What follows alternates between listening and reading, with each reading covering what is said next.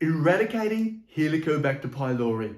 Helicobacter pylori has been made famous back in the 80s by two Fremantle or West Australian doctors called Warren and Marshall. And they were able to identify that this bacteria in the gut, the Helicobacter pylori one, was the cause of stomach ulcers. Now, prior to that, it was argued that it was primarily stress and other bits and pieces. And while bacteria probably don't really live in the stomach because it was too acid, well, since then, they discovered it, they put it out. But what was interesting is it took them 20 years before their theory was accepted in modern medicine. Pretty scary, the delay time. And what they worked out was a simple antibiotic treatment was able to eradicate the Helicobacter and as a result, stop or dramatically decrease the risk of gastric ulcers. For example, Helicobacter is in something like 75 to 80% of gastric ulcers, duodenal ulcers, gastric cancer, colorectal cancer. All of these conditions are linked with Helicobacter pylori. And it's been with us for millions of years. And as a result, it's developed these little devices to be able to protect itself. Because in an acid stomach, it's almost impossible for any bacteria to be able to thrive. But what we do know is Helicobacter is able to burrow in to the tissue of the stomach, the cells in there, and create a little alkaline environment. So it neutralizes the acid in there by using the body and its own sodium bicarbonate and something called urease. And as a result of, literally as a result of that, it can survive and thrive. Now it also combines with some other microorganisms, some other bacteria in there, and they're able to create these cloaking devices. So it becomes very hard for your immune system to identify it and take action against it. Now, on that, we also know that Helicobacter also creates its own microenvironment and its own microbiome in the stomach. We've got microbiomes in our mouth, in our ears, in our eyes. Every single place has got our own. The large intestine, which is when people refer to microbiome. And in the stomach, if you've got Helicobacter, you have a unique characteristic Helicobacter with low levels of a fantastic microorganism called Akkermansia muciniphila, and an increase in some of the nasty ones as a result. And so overall creates this imbalance in the microbiome, which leads to the ulcers and the cancers and all those other things that I mentioned, including reflux and so on. So what's critical here in terms of us managing it is understanding a little bit about the ecology. It doesn't like, despite it being called pylori, it doesn't like an acid environment. And so it will thrive in conditions where the stomach is not as acid as it should be. Now, I've just finished a video on YouTube. Please have a look at it. It's all about apple cider vinegar and the benefits of apple cider vinegar, because one of the things it does is acidify the stomach. I'll talk about that later, but please have a look at that video. It will really help you in here.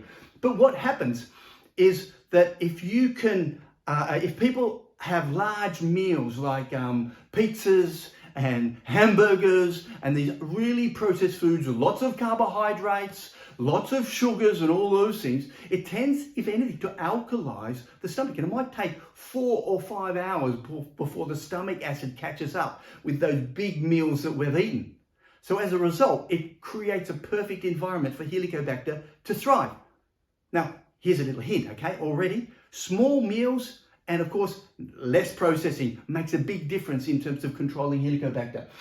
Then you've got your own immune system, and the studies overwhelmingly show that while it's able to evade the immune system, if you've got a compromised immune system for any reason, and that might be a nutritional reason, an autoimmune condition, or whatever it is, then you're less likely to be able to deal with it. And that's why some of the treatments I'm going to talk about later on help with identifying, breaking down those cloaking devices and making the Helicobacter jump out a lot more in terms of your own immune system. So it creates its own microbiome, and in the process of creating its own microbiome in the stomach, it leads to a whole heap of gut-related conditions. I've talked about the increase in ulcers, I've talked about the increase in cancers, colorectal cancer, stomach cancer, and all those ones as well, but also an increase in things like reflux, GERD, gastrophoresis, which is when it just sits in the stomach, which is ideal because it's slightly alkaline as a result of the the big meals and so on, or more alkaline, I should say,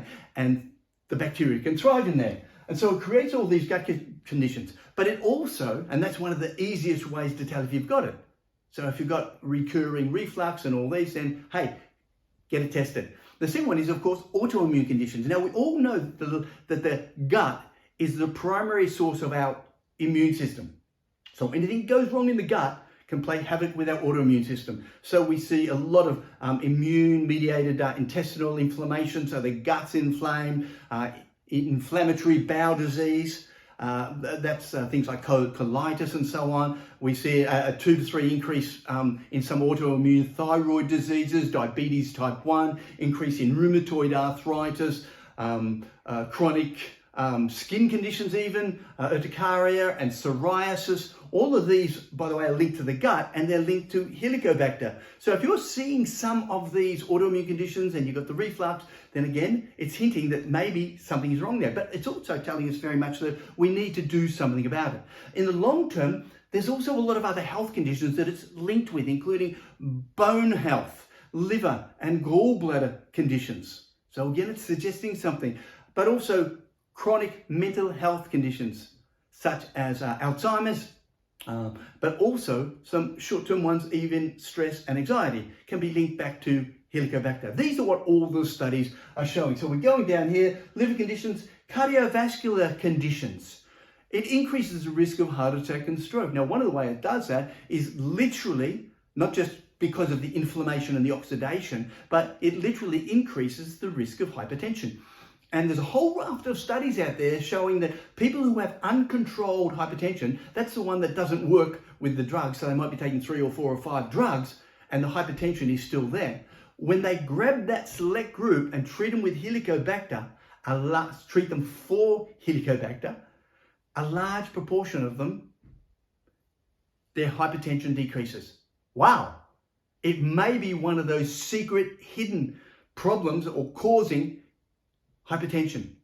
So the message is, if you're linking all this together and it fits into you, eating disorders, there's a huge body of evidence to do with eating disorders. Things like anorexia, the feeling of nausea, all of those things can be linked back with it. In fact, one of the molecules that it creates, called VAC-A, is actually linked with creating and leading to anorexia directly.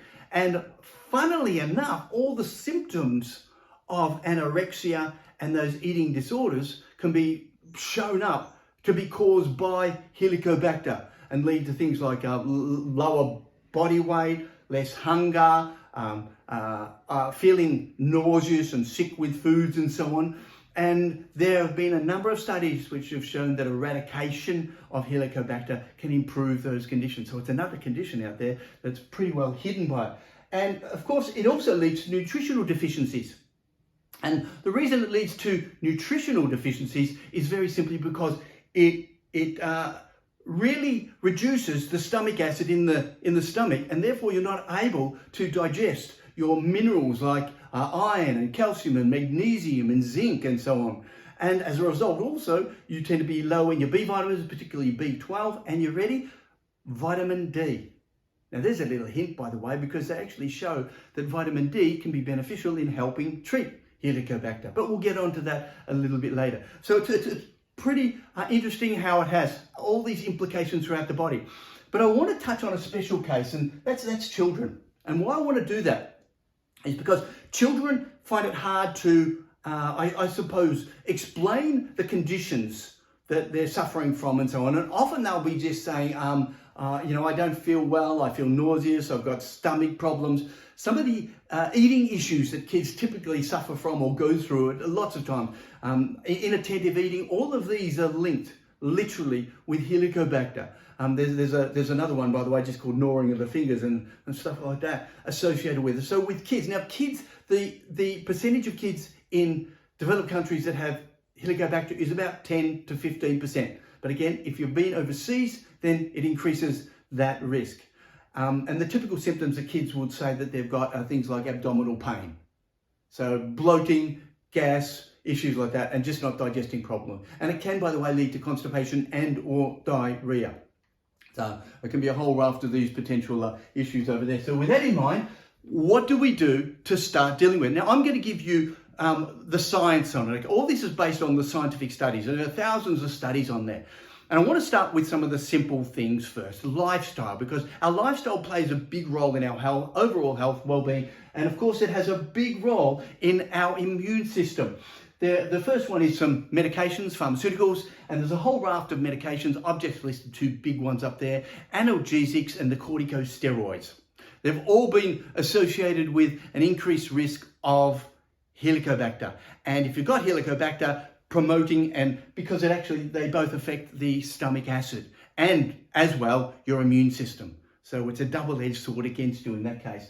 Stress and sleep, have poor sleep and lots of stress, which unfortunately is very common in this day and age, can play havoc with increasing the risk of Helicobacter because, again, compromising your immune system. You need a good night's sleep and low stress or well-managed stress to be able to have a healthy immune system. Exercise, and I'd say exercise and getting outside as well. Believe it or not, getting outside to exercise or physical activity is really important as well. Alcohol, increased alcohol consumption leads to an increase in the risk of Helicobacter, as does smoking and other conditions out there. So the message is simple. First and foremost, let's start with the lifestyle.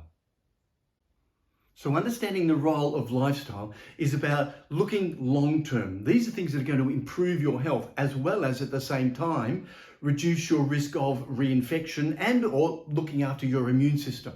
But there are so many other things that you can do that have all been shown in the hundreds and hundreds and hundreds of scientific papers, including specific dietary changes and herbal remedies and essential oils and vitamins and minerals, a whole raft of these things that it can be shown to be extremely helpful.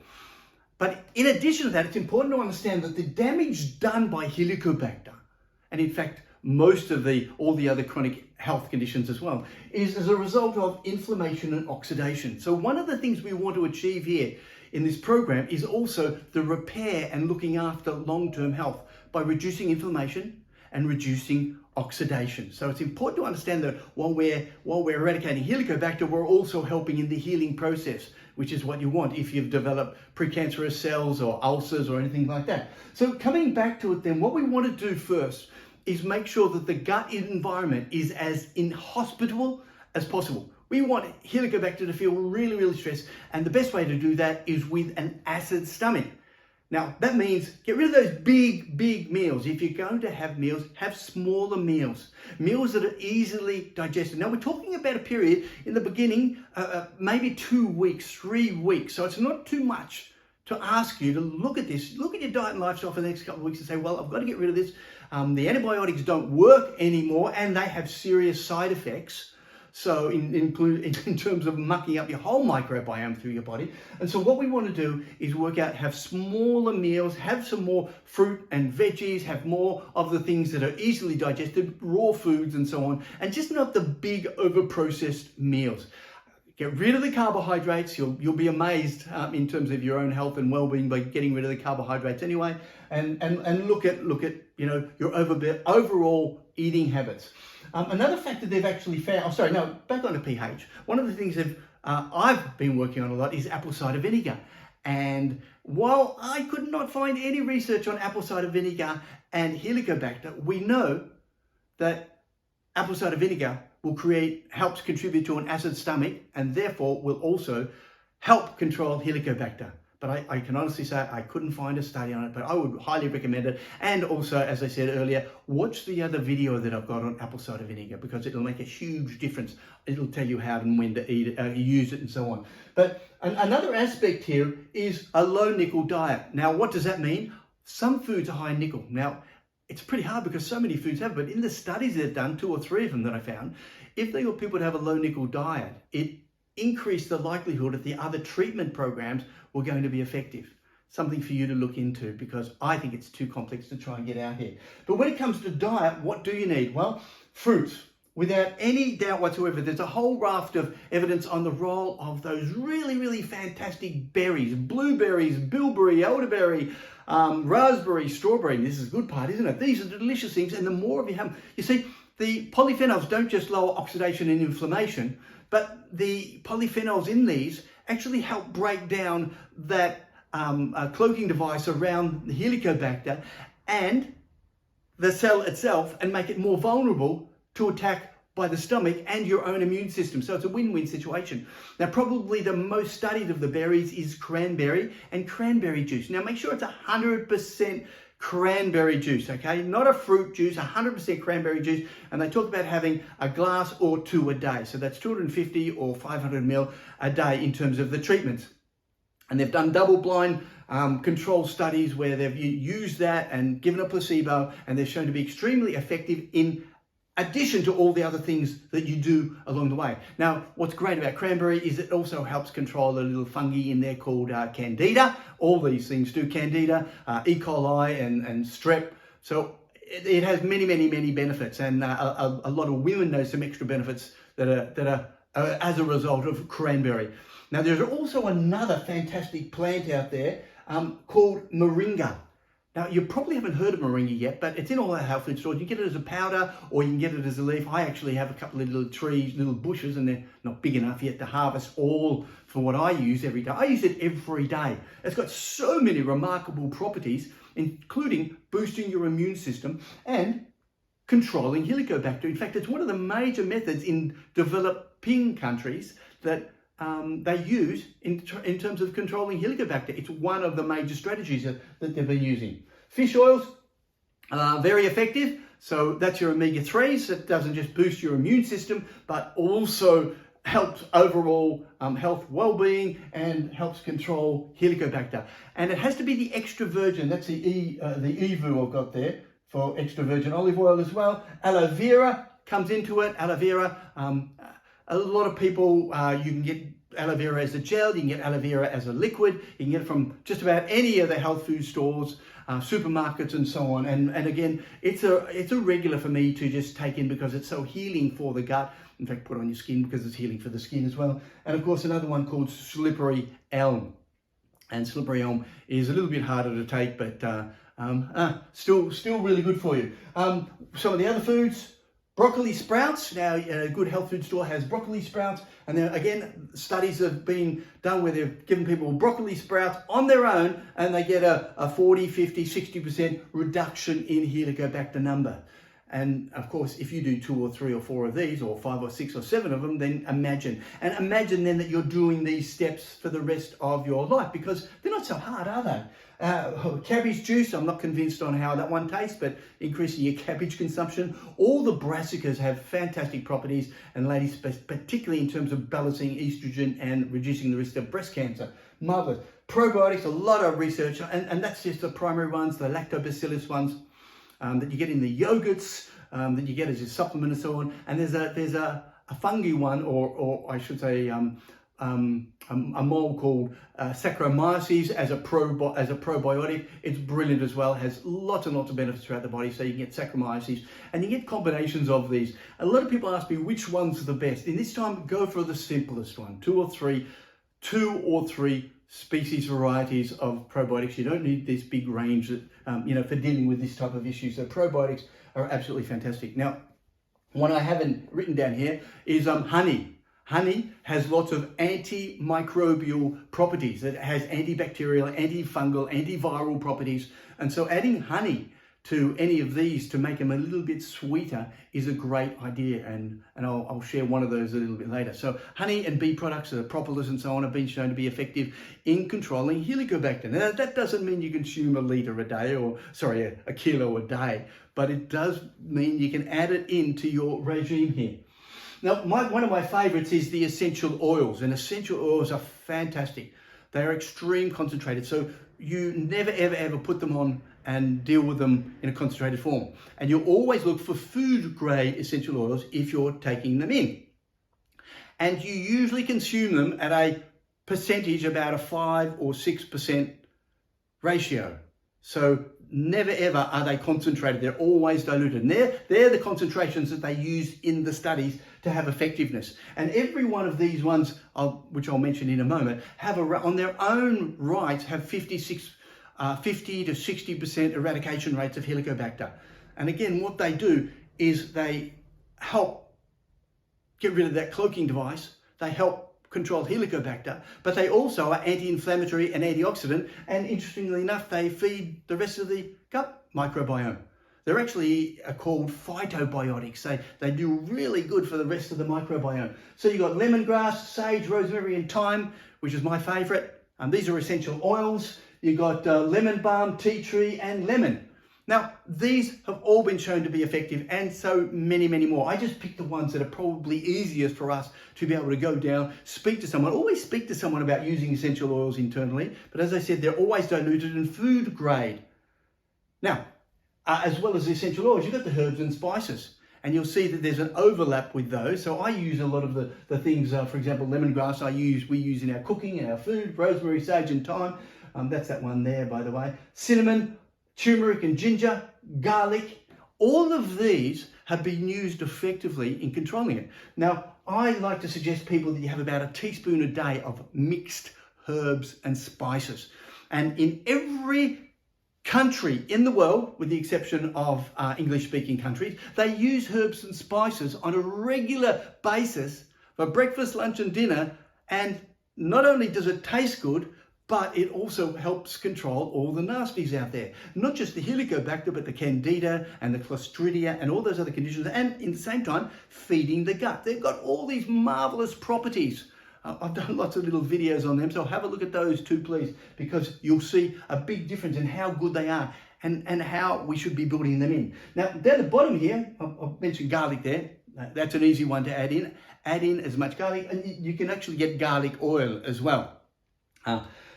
My favourite down here is one called Nigella sapphire, also called black seed, and it's got this beautiful taste, and I put it in my smoothies every single morning. Now, I put some of these things in my smoothies every morning, okay? So Nigella sapphire is this beautiful tasting. I need a little bit, I take about a teaspoon of it every single morning. Now, if you don't want to mix it in with your smoothie, you can go to lots of local shops that actually sell Nigella sapphire, maybe even the major supermarkets as well. And as a result, you can mix that in with the one I mentioned earlier, honey. So you grind it up, mix in a little bit of honey, and it tastes okay. Well, it depends on how much honey you're going to use. But there's a really simple strategy that's been shown to be really effective. And what we're doing is combining a couple of these things to make it even more effective. Other plant-based nutrients that you can use, or what we call phytonutrients, include probably the best one, mastic gum. Mastic gum has been used for thousands of years. It was referred to by the Greek philosophers and Hippocrates back 2,500 years ago for fixing gut-related issues. Probably Helicobacter, and they didn't even know it back then. But it's been used traditionally. Now, mastic gum, you need about 1 gram. It's the original chewing gum. And you can go online and there are lots of sources of mastic gum. Probably a big health food store might be selling it as well. But it's great for all of your gut-related issues. It's been used traditionally for reflux and GERD and gets the food when it gets stuck in the stomach, gastroparesis and bloating and a whole raft of conditions. And very cheap, very effective, and it's a must to be added into the program. So mastic gum is an absolute must. Then you've got the other ones that you are well aware of, the other phytonutrients or plant-based nutrients. Curcumin, which is the extract from turmeric, and you know of all the health benefits of that one. Resveratrol, which is what you get in the red wine, but in red wine, you don't get enough of it. You have to drink something like 300 glasses of red wine to get a daily dose, which might not be a good idea if you're trying to get rid of Helicobacter. But you can get it as a supplement. Another one, quercetin, which you find in apples and onions. Great and garlic, great anti-Helicobacter foods anyway, and you can get quercetin. There are some forms that are more soluble, but absolutely fantastic for helping control Helicobacter, anti-inflammatory. It's linked with lots of benefits, pain, reducing arthritis, a whole raft of conditions out there, all of these. And of course, green tea extract. The research also shows that green tea drinking lowers the risk and also lowers the population of the Helicobacter a little bit as well. So something as simple as that added into these can make an absolutely huge difference. And then we go over here. What are the nutritional supplements you can add in there? And that includes zinc and selenium as 2 minerals, because they're 2 major minerals for your immune system. Now, probably the best source of selenium is Brazil nuts. and you get a huge dose out of just a couple of Brazil nuts. And watch the little video on that one, please. ACE, vitamin A, vitamin C, and vitamin E, all potent antioxidants, potent anti-inflammatory, and all help with the immune system. And just those on their own and or in combination have been found to be effective in helping control Helicobacter. So imagine what happens when you add all these together. And of course, another one called N-acetylcysteine, which is a supplement. They've done a couple of trials on it and found it to be effective from around about 600 milligrams up to about a gram, so 1,000 milligrams or so on, has been effective in helping control it. You can get N-acetylcysteine from the health food stores, but I'd start with those ones and all these, the herbs and the spices. And the program I'm suggesting is finding out which one you want to do, which one fits with you, which one works with you. I've given you 24 different strategies. Definitely start with the mastic gum, order some in. It may take a bit of time to get to you. In the meantime, you can start with the herbs and the spices. You can go and get some essential oil. So many houses have now essential oils and so on. You can go to their local health food store to get these and the vitamins. So you can actually start right now in controlling and eradicating Helicobacter pylori. Now, if you've enjoyed this and you've got a lot of information from it, which I know you have, please subscribe, share it with people, push the various buttons around there to say, yep, you like it. And that will help me get more of this information out to more people, which is what my passion in life is, communicating this information that I've had for over 20 years to get it out to you. I'm a scientist. I'm not a medical doctor. I don't prescribe drugs. I don't talk about them. I talk about what works in nature and in our diet and our lifestyle.